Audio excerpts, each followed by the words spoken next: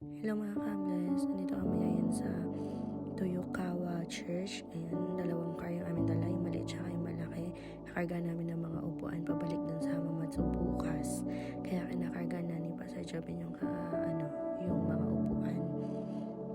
Sa akin din, kinargahan niya din ng 14, apat sa harapan tsaka 10 sa likod.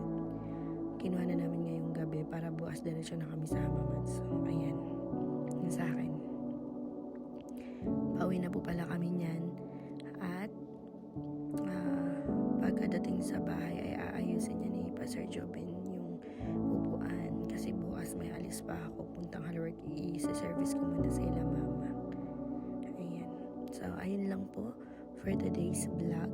Maraming salamat mga ka-bless and God bless.